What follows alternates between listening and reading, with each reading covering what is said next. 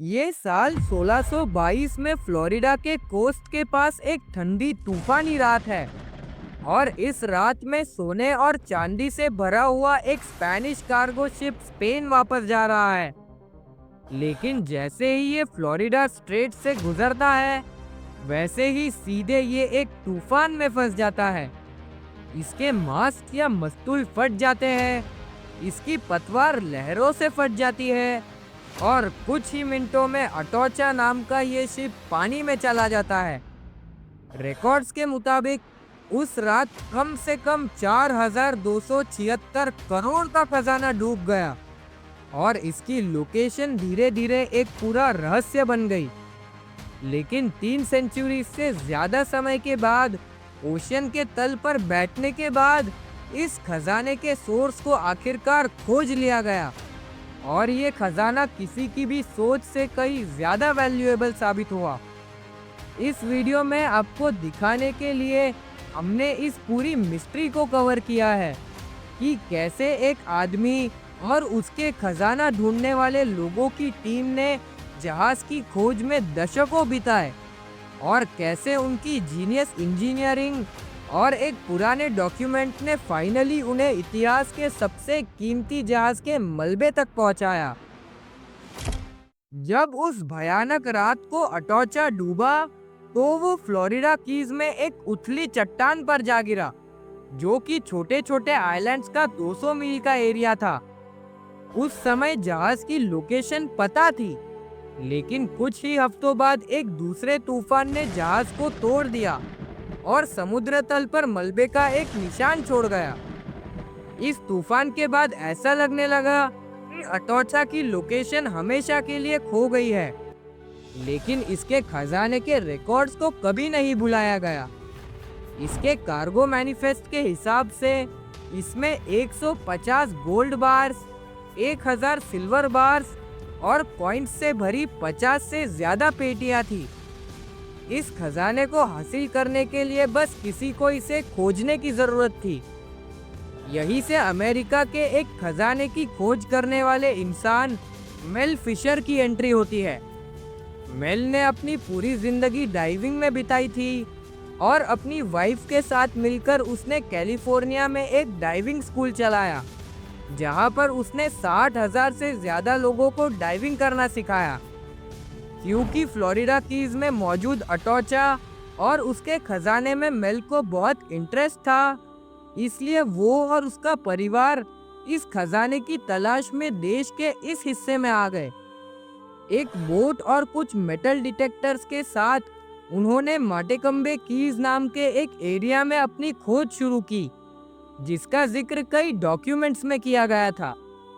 लेकिन 1 साल की खोज और लगभग 1,61,000 किलोमीटर से ज्यादा की यात्रा के बाद भी उन्हें कोई भी चीज नहीं मिली।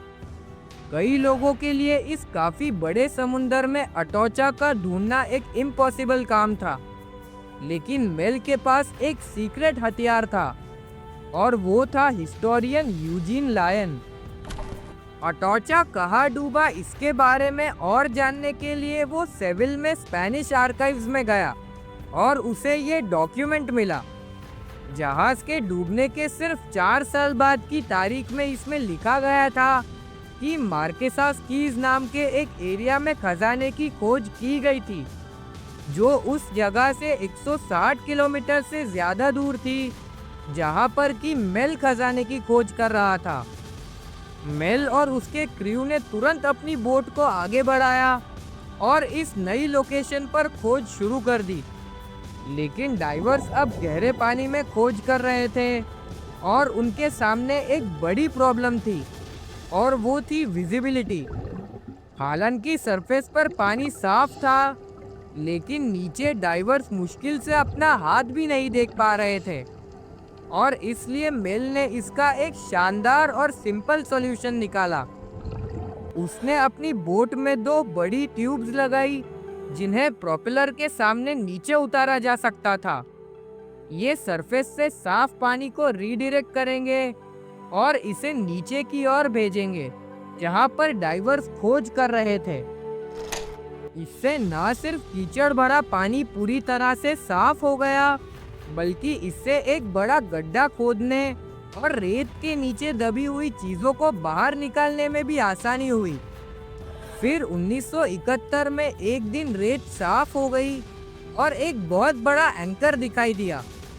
हालांकि ये खजाने का टुकड़ा नहीं था, लेकिन ये उनका पहला संकेत था कि शायद अब असली चीज दूर नहीं थी। कप, तलवारें, तोप के गोले और जहाज को एक साथ जोड़े रखने के लिए यूज की जाने वाली लोहे की कील जैसी और भी चीजें दिखाई देने लगी। हर चीज पर नजर रखने के लिए उन्होंने खजाने के हर टुकड़े को खोजने के लिए सर्कल्स का मैप बनाना शुरू कर दिया। थोड़ी देर बाद मैप पर एक क्लियर लाइन दिखाई देने लगी और वो इस कंक्लूजन पर पहुंचे कि अटोचा के खजाने का सोर्स इसी लाइन के साथ कहीं होना चाहिए। अटोचा को खोजने के लिए क्रू खजाने की छोटी छोटी चीजों के एक निशान को फॉलो कर रहा था, जो कि उन्हें खजाने के मेन सोर्स तक ले जा रहा था।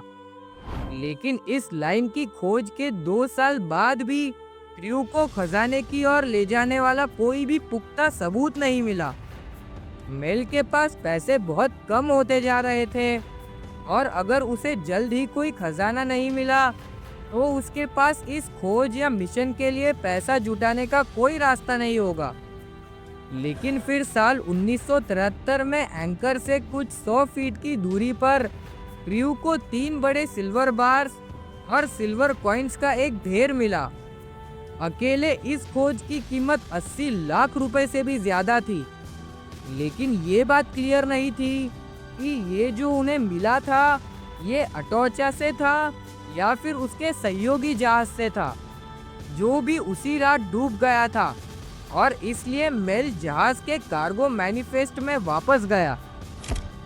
सोने और चांदी के हर एक टुकड़े को उनके एग्जैक्ट वेट और सीरियल नंबर के साथ इस डॉक्यूमेंट में रिकॉर्ड किया गया था।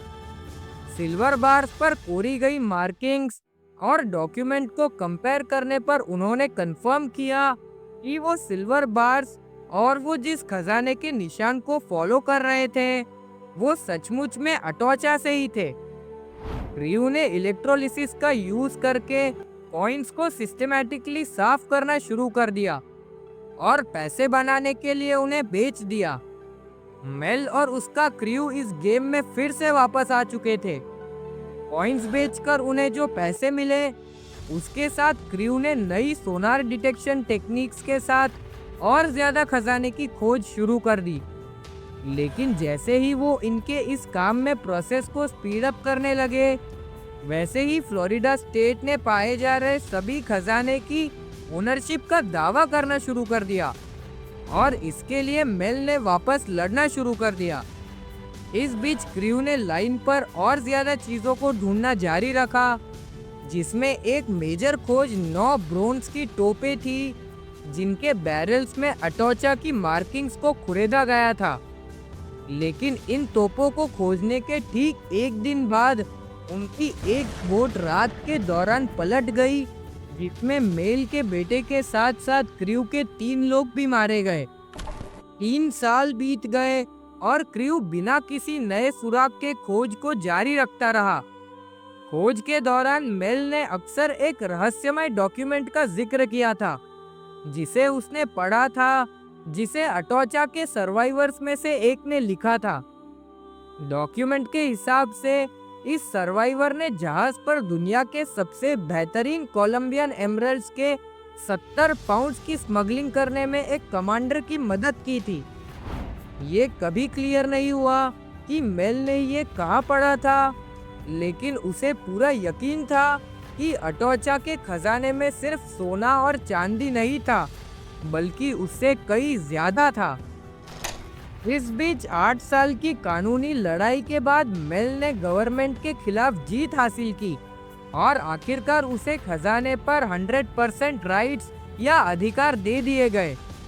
लेकिन 1970 के दशक के अंत तक मेल ने अटोचा की तलाश में $6 मिलियन या 51 करोड़ रुपए से ज्यादा खर्च कर दिए थे, पर उसे ये खजाना अभी तक नहीं मिला था। रास्ते में हर छोटी चीज ने क्रू को चिढ़ाया और ऐसा लग रहा था कि खजाना कहीं ना कहीं लाइन के किनारे पड़ा होगा, लेकिन ये सब बदलने वाला था। साल 1983 में लाइन की ओर जाते समय क्रू के मैग्नेटोमीटर में रोशनी दिखाई देने लगी। डाइवर्स जांच करने के लिए नीचे गए और उन्हें लाइन के साउथ ईस्ट में एक लोकेशन पर कई मेटालिक ऑब्जेक्ट्स मिले। इन्हें मैप पर प्लॉट करने से ओरिजिनल लाइन से एक नई लाइन अलग होने लगी। उन्हें पता था कि जहाज डूबने के 1 महीने बाद ही टूट गया था, इसलिए ये पॉसिबल था कि जहाज का मलबा किसी दूसरे रास्ते पर चला गया हो। उन्होंने कुछ सालों तक इस नई लाइन को फॉलो किया और ये नई लाइन खजाने के छोटे छोटे टुकड़े डिस्कवर करती रही। फिर 20 जुलाई 1985 को 3 क्रू मेंबर्स की दुखद मौत के ठीक 10 साल बाद उनके सोनार स्कैनर पर एक बड़ी लेकिन धुंधली चीज दिखाई दी। 2 डाइवर्स तुरंत पानी में उतरे और उसे खोजना शुरू किया।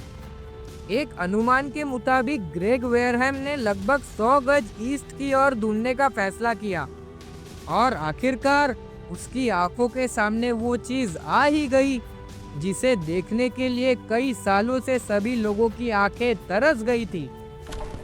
उसके सामने 80 फीट लंबा जहाज का मलबा पड़ा था, जिसके ऊपर सिल्वर बार्स के ढेर लगे हुए थे। जहाज के किनारे पर कई संदूक थे जिनमें कॉइन्स और गोल्ड बार्स भरे हुए थे, जो रोशनी में चमक रहे थे। इसमें कोई डाउट नहीं था कि 16 साल की कड़ी मेहनत और खोज के बाद मेल और उसके क्रू ने आखिरकार खजाने को ढूंढ लिया था। शॉकिंगली इस मलबे के अंदर अंगूठे के शेप का एमरल्ड या पन्ना छिपा हुआ था, जो कि एक बहुत कीमती जेम है और जिसकी अकेले की कीमत 6 करोड़ 85 लाख रुपए से भी ज्यादा थी। मलबे में किसी और जगह एक और एमरल्ड निकला, जिसकी कीमत इस बार 8 करोड़ 55 लाख रुपए से भी ज्यादा थी।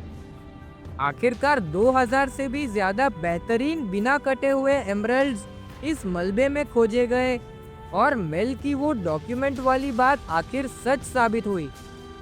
आपकी इस अमेजिंग खजाने की खोज के बारे में क्या राय है, हमें कमेंट्स में ज़रूर बताएं।